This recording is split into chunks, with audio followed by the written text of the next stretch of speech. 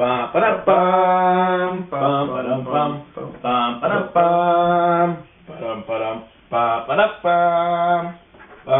bum ba dum. Welcome back to the news. This is week 9. I am, of course, Nick Meyer. I'm Eric Johnson. We're here to bring you the news.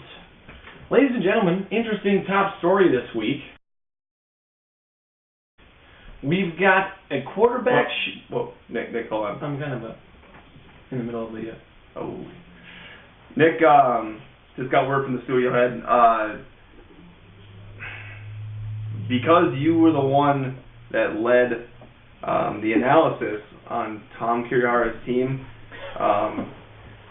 Can we stop rolling? You've been officially let go. I'm sorry. I've been let go. Yeah. Coincidentally. Oh, I get moved to 12th place in the league and I get let go. It's not my decision. It's not my decision. Who could possibly replace me?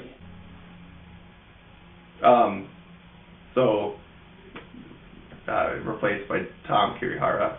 What's up? Yeah, so interesting turn of events. Tom is in first place in the league, despite prior reports of the N.E.W.S network. Real quick, breaking news story. Oh. Local loser Nick Meyer has been replaced on his own news show with fantasy guru Tom Kirihara. At the station, we apologize for the embarrassing advice he's given in the past, but it's all going to change from here on. Kind of kicking a man down when he's down. Oh, he's terrible. All right, well, we still have to do a top story. Today's top story that my prior co-host, I guess, was going to bring up was that last week, Tom, there were two quarterbacks that almost reached the 50-point mark, one being Ben Roethlisberger and the other one being Tom Brady. Both remarkable performances, throwing 5 and 6 touchdowns respectively. Okay, let's stop right there. Tom Brady is nothing. You want to talk about top performer? Let's talk about Rob Gronkowski, best tight end in the league, number 1. We're talking quarterback. Without Rob Gronkowski, Tom Brady is nothing.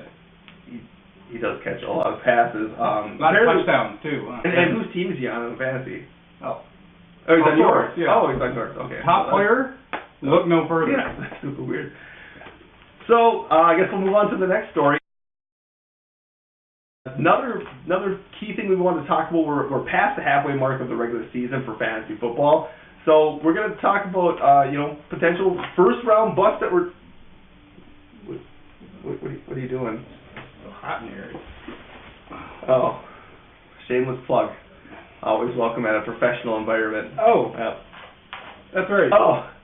I got this after my second victory. Yeah. Second. 2 times. Second, 2 times. Yeah. You did come in last 1 year. I did. I remember that. It was a learning curve.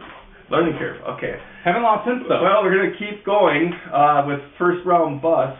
Guys who were drafted in the first round who have not panned out. Guys that include Calvin Johnson, Shady LaShawn McCoy, Eddie Lacy, guy on my team. I'll even throw him under the bus a little bit. Who hasn't really panned out. So where have these first round picks? Where have they gone wrong in the not being a top performer? For this. Well, Eric, I can stop you right there. I think that what really killed them, drafted by losers like Nick Meyer, Eric Johnson, James Hagee. My God. To be fair, guys, I am tied for first in the league. Well, Luck Dynasty says it all. All right, so we're not going to talk about first-round busts. Actually, let's bring up that's a good point, because you know what? Actually, there's been a lot of people talking a lot of stuff, mostly the Hagees.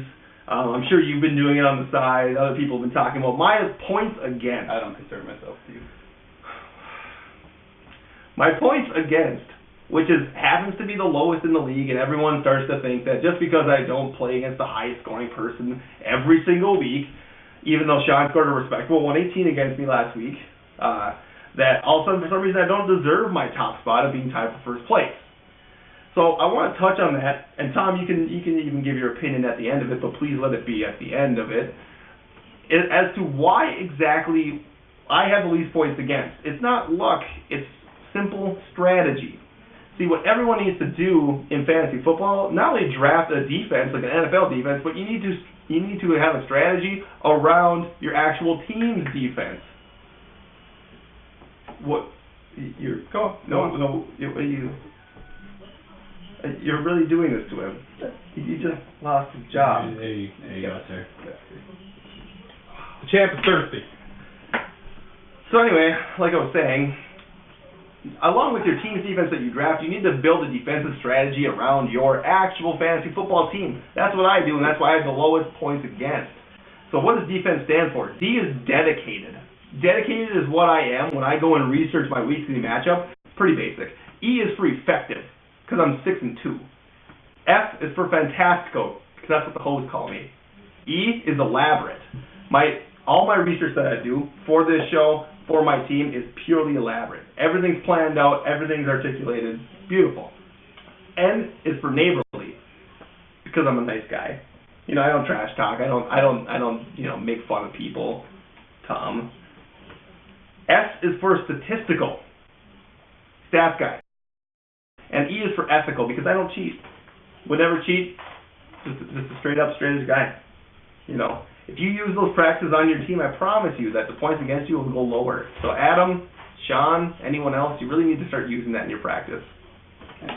Totally get what you're saying. I think that's a good strategy. Yep. I myself Yep. follow a different strategy. It's called score a shit ton of points, win all your games. Except for Lucky James Hagee, but every dog has its day. So anyway, going to our next segment, I have really good news that the holdout is officially over. We have our outside opinion, Eric Tull, who finally came to contract terms with us. So what I'm going to do is I'm going to quickly call out to Eric Tull, and we're going to get weekly matchups based on our Week 9 setups here. So let me give him a quick call. We'll keep him on speakerphone, and he's going to give the outside opinion on our weekly matchups. Dude. The hell? Dude, why are we looking outside? All you got to do is look up to the top. All right, we're not going to do the outsider's opinion. Don't need them. So apparently we're going to do this in-house. Yeah. So it's going to be interesting. Tom's first time picking matchups. So let's get to it. Do it to it. All right. The first matchup is between myself and Ethan Meyer. Both of us are in the top edge of the standings. I'm 6'2", he's 5'3". Right now I have a slight projection lead at 130 to 104. However, Ethan's team is pretty potent. So, Tom, who do you think is going to win that game? I don't really care about that game. Doesn't matter. You don't care? Ethan. No. Okay. I'm gonna pick Ethan too. All right. Wow. Next matchup is for the gentleman you replaced, Nick Meyer versus Sean Kaser. He's trash, man. They're both trash? Yeah, but definitely Nick Meyer. You're going with Nick Meyer? No, I'll go with Sean Kaser. Sean Kaser. I'm going to go with my dear friend Nick Meyer. Hopefully his spirits are lifted when he sees the video that I'm picking him, buddy. Good luck. We have Adam Hagee versus James Hagee. The Hagees in a head-to-head matchup. What do you got? I don't care. You don't care? All right. We'll go Adam. All right, I'm going to go with James on that one. So we got David Long versus Pat Kirby. Who you got on that, Tom? Sorry, what? I'm gonna go with Pat Kirby on that one. Perfect. Eric Geeson versus Matt Kirby. Matt Kirby doesn't know how to set a lineup. Forgot he was in the league. I'm gonna go with Eric Geeson. Is that okay with you? Yeah. Oh, okay, that's good with you. And finally, just quickly, we'll get this one over with. Jim Kirihara versus Tom Kirihara in the Kirihara matchup. So, oh my God! Whoa, you want to talk about game of the week? This one's gonna be just embarrassing. All right. No Randall Cobb, no Roddy White. You guys got nothing. All right. Let's talk about some studs. Emmanuel Sanders finally getting some touchdowns. We already covered the greatness of Rob Gronkowski. Russell Wilson, one of the top quarterbacks in the league. Who needs a quarterback in the first round when I could have him in the 7th? All right. DeMarco Murray, guy's untouchable. I mean, I don't know how this team could ever lose. I don't know who drafted it, but that guy knows what he's doing. That was you who drafted it. Oh, yeah.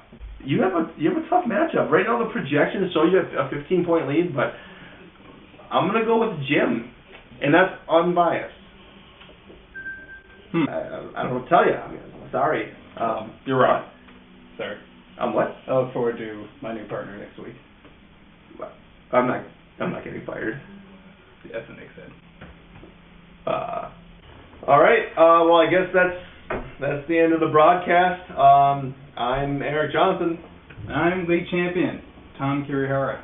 And yeah, good luck in week 9, fellas. We'll see you around for week 10 probably. It's been cool. It's the news. Sorry, Nick. Two.